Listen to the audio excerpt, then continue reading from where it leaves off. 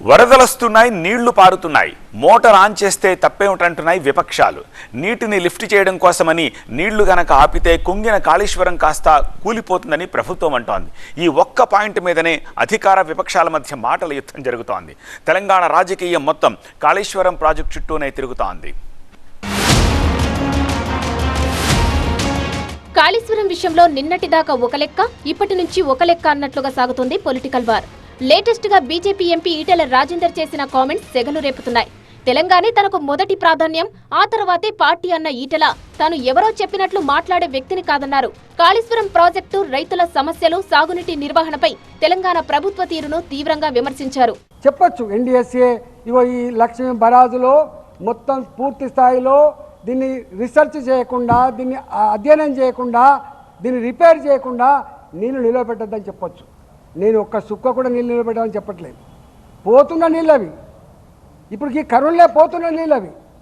నేను చెప్తున్నట్టుగా ఆ పాయింట్కి వచ్చే పోతాయి ఆ నీళ్లు, లో లెవెల్ పాయింట్కి వచ్చే పోతాయి నీళ్లు, కానీ లిఫ్ట్ చేయమంటున్నాం మేము. ఎగువ రాష్ట్రాల్లో భారీ వర్షాలతో తెలంగాణ ప్రాజెక్టుల్లోకి నీరు వస్తున్నప్పటికీ ప్రభుత్వం మోటార్లు ఆన్ చేయకుండా రైతులను ఇబ్బంది పెడుతోందన్నారు ఈటెల. రాజకీయం కోసం ప్రాజెక్టును మొత్తం తప్పుబట్టడం ఏంటని నిలదీశారు. తెలంగాణ ప్రయోజనాలే తనకు ఫస్ట్ అన్న ఈటెల కాంగ్రెస్ సర్కారుపై తీవ్ర విమర్శలు గుప్పించారు. నువ్వు బీఆర్ఎస్ పార్టీని బోన్లో నిలబెట్టే ఉద్దేశంతో నువ్వు నిలబెడుతున్నది బీఆర్ఎస్ పార్టీ నాయకులను కాదు, నువ్వు నిలబెడుతున్నది రేపు హైదరాబాద్ ప్రజానికాన్ని తాగే నీళ్ళు లేకపోతే నిలబెడతావు. నువ్వు బోన్లో నిలబెడుతున్నది ఉత్తర తెలంగాణ, నల్లగొండ, ఖమ్మం, వరంగల్, కరీంనగర్ ప్రజానికాన్ని, నిజామాబాద్ ప్రజానికాన్ని నువ్వు రైతాంగాన్ని నిలబెట్టబోతున్నావు. కన్నెపల్లిలో పంపులు ఆన్ చేసి నీటిని లిఫ్ట్ చేయడం అనే పాయింట్ చుట్టే కాళేశ్వరం రాజకీయం నడుస్తోంది. దీనిపై సీఎం రేవంత్ రెడ్డి నుంచి పెద్ద కౌంటరే వచ్చింది. ఒకవేళ పంపులు ఆన్ చేయడం కోసం నీళ్లు ఆపితే బ్యారేజీలు కూలిపోయి ఏకంగా భద్రాద్రి రామయ్య కొట్టుకుపోతాడని చెప్పుకొచ్చారు సీఎం రేవంత్ రెడ్డి. మన కన్నెపల్లి కోయిండు, మేడిగడ్డల నీళ్లు నింపండి, కన్నెపల్లి ఎత్తండి. అరే బుర్రత కూడా, ఒకవేళ మేడిగడ్డల గేట్లు దించి నీళ్లు నిలబెడితే మేడిగడ్డ ఇప్పటికే కుంగిపోయింది. రేపు తెగిపోతే భద్రాచలం రాముడే ఉండర్రా, 44 ఊర్లు ఖమ్మం జిల్లాల కొట్టుకుపోతే దుర్మార్గుడా.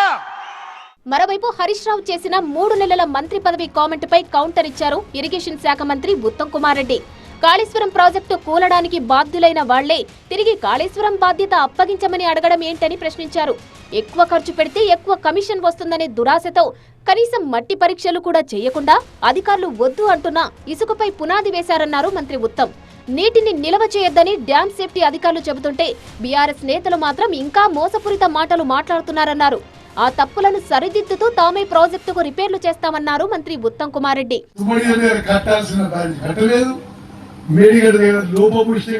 కూలిపోయింది, మీరు ఇంకోటి మీద బదనాలు చేసే ప్రయత్నం ఇంతకంటే దుర్మార్గం పరిస్థితి కూడా ఉండదు.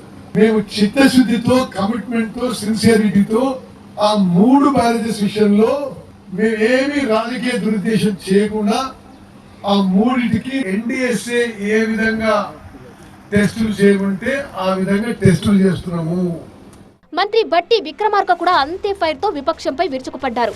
1,00,000 కోట్ల రూపాయలకు పైగా ఖర్చు పెట్టి కట్టిన కాళేశ్వరం ప్రాజెక్టు ఒక్క చుక్క నీరు కూడా ఉపయోగపడకుండా కూలిపోయిందంటూ కామెంట్ చేశారు. 27,000 కోట్లతో అయిపోయేటువంటి ప్రాజెక్ట్ ని కాళేశ్వరం పేరు మీద నిన్న ముఖ్యమంత్రి గారు రేవంత్ రెడ్డి గారు, ఉత్తమ్ కుమార్ రెడ్డి గారు ప్రెజెంటేషన్ ఇచ్చినప్పుడు చూసాం. ఆ ప్రాజెక్టు 1,40,000 కోట్లకు పెరిగింది. ఎక్కడ 27,000 కోట్లు, ఎక్కడ 1,47,000 కోట్లు? పోనీ ఆ 1,47,000 కోట్లతోనైనా ఉందా ప్రాజెక్ట్ అంటే కూలిపోయి నీళ్లు లేనటువంటి పరిస్థితిలో ఈరోజు మనం బాధపడతా ఉన్నాం. ఇదిలా ఉంటే ఈ పొలిటికల్ వార్ లో మరో కౌంటర్ వచ్చింది. 3 ఏళ్ల పాటు కాళేశ్వరం ప్రాజెక్టు బాధ్యతలను కేసీఆర్ కే ఇస్తామని సీఎం రేవంత్ రెడ్డి సవాల్ విసిరితే కేసీఆర్ దాకా ఎందుకు, తనకు 3 నెలలు ఇరిగేషన్ మినిస్ట్రీ ఇస్తే సమస్య తీరుస్తానంటూ కౌంటర్ ఇచ్చారు హరీష్ రావు. అయితే ఈ సవాల్పై టీపీసీసీ చీఫ్ మహేష్ కుమార్ గౌడ్ ఘాటుగా స్పందించారు. ఇరిగేషన్ శాఖ మంత్రిగా పనికిరాడనే ఆ పదవి నుంచి కేసీఆర్ తీసివేసిన విషయం హరీష్ రావు మర్చిపోయారా అంటూ రిప్లై ఇచ్చారు. 10 ఏళ్లలో ఏం చేయని వారు 3 నెలల్లో ఏం చేస్తారని ప్రశ్నించారు. హరీష్ రావు నిజంగా కాంగ్రెస్ లోకి వస్తానంటే పొలిటికల్ అఫైర్స్ కమిటీలో చర్చించి నిర్ణయం తీసుకుంటామన్నారు మహేష్ గౌడ్. తుమ్మిడి హట్టి వద్ద ప్రాజెక్టు కట్టి ఉండుంటే కేవలం గ్రావిటీ వల్ల ఈ రాష్ట్రానికి నీళ్లు అందించే అవకాశం ఉన్నప్పటికీ కూడా అక్కడ కట్టకుండా దిగువకొచ్చి కాళేశ్వరంలో కట్టినారు. తద్వారా మల్లార్ సాగర్కి నీళ్లు రావాలంటే 10 సార్లు ఎత్తిపోయాల్సిన అవసరం ఏర్పడింది. అధిక కరెంటు అధిక వ్యయం దీనన్నిటి వల్ల ఈ రాష్ట్రం అప్పుల పాలైంది. ఎట్లా ఇస్తారు? ఎందుకు ఇస్తారు?